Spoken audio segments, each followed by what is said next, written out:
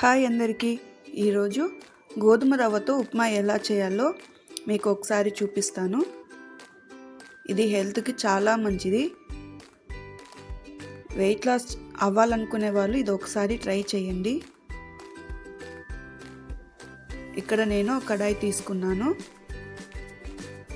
అందులో కొద్దిగా ఆయిల్ వేసుకోవాలి. నేనైతే ఒక 2 స్పూన్స్ వేసుకున్నాను.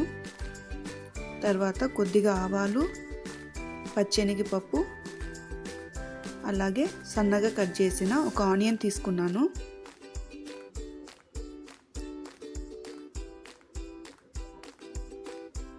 అవి ఒక 70% ఫ్రై అయ్యే వరకు ఈ విధంగా ఫ్రై చేసుకోండి.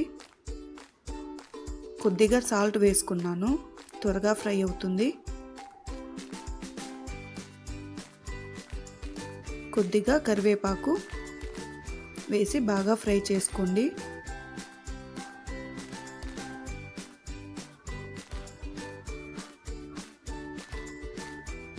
నేను ఉప్మా చేసేటప్పుడు కొద్దిగా పచ్చెనగపప్పు ఎక్కువ వేస్తాను.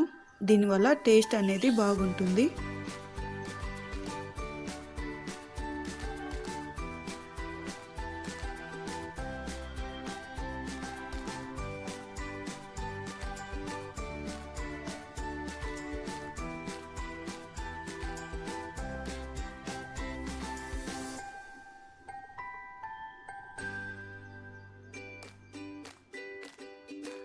ఇక్కడ నేను ఒక 4 పచ్చిమిర్చి ఈ విధంగా సన్నగా కట్ చేసుకున్నాను.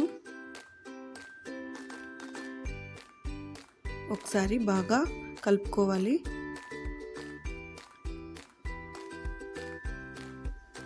చూసారు కదా, ఈ విధంగా ఆనియన్స్ అనేది కలర్ మారాలి. ఇక్కడ ఒక కప్పు తీసుకున్నాను గోధుమ రవ్వ. దాన్ని ఒక 5 నిమిషాలు మీడియం ఫ్లేమ్లో ఫ్రై చేసుకోవాలి.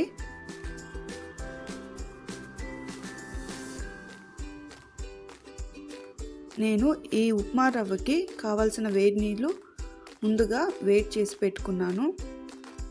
ఒక కప్పు ఉప్మా రవ్వకి 4 కప్పులు నీళ్ళు వేసుకోవాలి. ఎందుకంటే ఇది కొద్దిగా లావుగా ఉంటుంది కదా, ఉడకడానికి టైం పడుతుంది.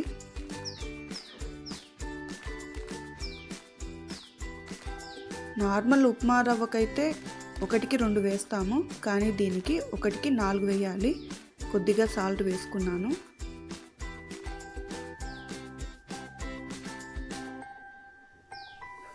ఈ విధంగా మూత క్లోజ్ చేసుకొని 15 నిమిషాలు మీడియం ఫ్లేమ్లో అలాగే ఉడకనివ్వండి.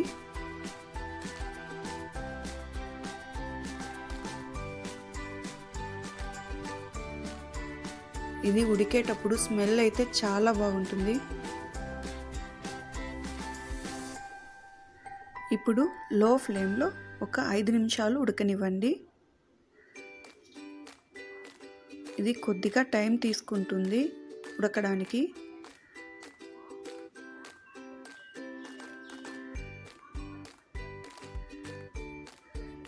ఈ విధంగా ఒకసారి కలుపుకోండి, అడుగు అంటకుండా ఉంటుంది. నేను కొద్దిగా కొత్తిమీర వేసుకున్నాను. మీకు వద్దంటే వదిలేయండి. లో ఫ్లేమ్లో ఒక 5 నిమిషాలు అలా ఉడకనివ్వాలి.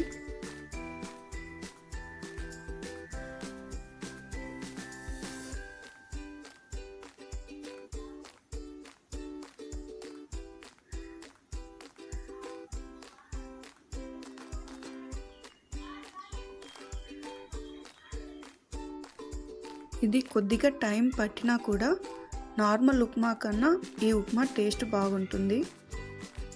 షుగర్ ఉండేవాళ్ళు ఇది వారానికి 2-3 సార్లు తీసుకోండి.